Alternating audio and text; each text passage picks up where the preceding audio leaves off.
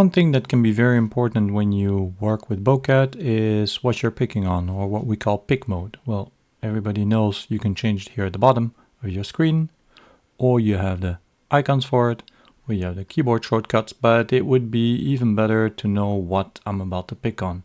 So let's say if I want to create a member, here, what am I supposed to pick? Oh, it's set to random apparently.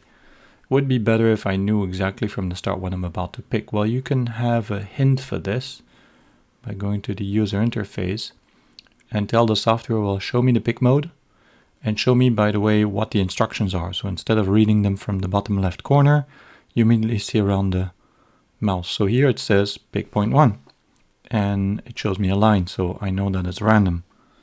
If I change the pick mode to anything else, I will immediately see that on the cursor, avoiding you to look around, making mistakes, and so on. Small thing, but always useful.